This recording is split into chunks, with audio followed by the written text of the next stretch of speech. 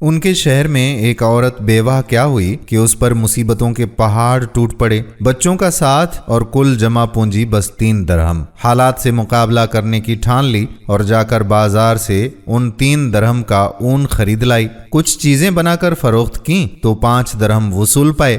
2 درہم سے کھانا پینا خریدا اور 3 درہم کا پھر سے اون لیتی آئی۔ اس طرح کچھ دن گزر بسر کیا۔ ایک دن بازار سے کھانا پینا اور اون لے کر گھر کو لوٹی۔ اون رکھ کر بچوں کو کھانا پینا دینے لگی کہ ایک پرندہ کہیں سے اڑتا ہوا آیا اور اون اٹھا کر لے گیا۔ عورت کے لیے اپنی کل کائنات کا یوں لٹ جانا سوہانے روح تھا۔ مستقبل کی ہولناکیوں سے خوف زدہ اور غموں غصے سے پاگل سی ہو کر رہ گئی۔ دوسرے دن سیدھا جناب داؤد تائی کے گھر گئی اور ان کو اپنا قصہ سنا کر ایک سوال پوچھا کہ کیا ہمارا رب رحم دل ہے یا بے نیاز؟ جناب داؤد تائی رحمت اللہ علیہ عورت کی درد بھاری کہانی سن کر پریشانی کے عالم میں ابھی اسے تسلی دے ہی رہے تھے کہ اتنے میں دروازے پر دستک ہوئی۔ جا کر دیکھا تو 10 اجنبی اشخاص کو کھڑے ہوئے پایا۔ ان سے آمد کا مقصد پوچھا اور ماجرا پوچھا تو انہوں نے کہا کہ حضرت ہم سمندر میں سفر کر رہے تھے کہ ہماری کشتی میں ایک سوراخ ہو گیا۔ پانی اس تیزی سے بھر رہا تھا کہ ہمیں ہماری موت صاف نظر آ گئی۔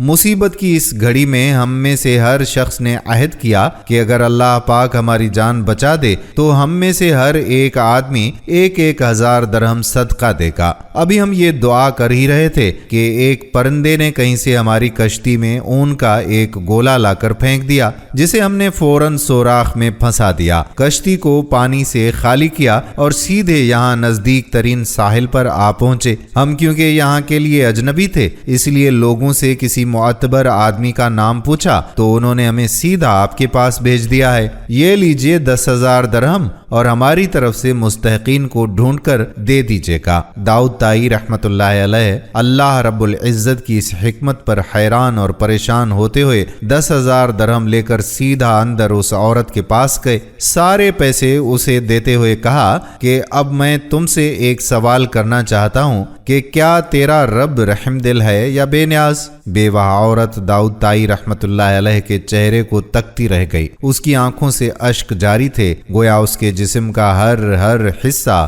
ہر بال رب کے شکر میں ڈوبا جا رہا ہو۔ ناظرین، اللہ کی تدبیریں ہماری سوچ سے کہیں بہتر ہیں۔ اللہ کا شکر ادا کریں اور اس کی ذات پر مکمل بھروسہ رکھیں۔ وہ کسی کو تنہا نہیں چھوڑتا۔ اگر آپ بھی اللہ پر بھروسہ اور توکل رکھتے ہیں تو اس ویڈیو کو زیادہ سے زیادہ شیئر کریں اور نیکی کے اس کام میں ہماری مدد کریں۔ جزاک اللہ خیرن کثیرا۔ اور دوستو، مزید ایسی ہی ویڈیوز دیکھنے کے لیے ہمارے پیج قصہ گاہ کو فالو ضرور کر دیں۔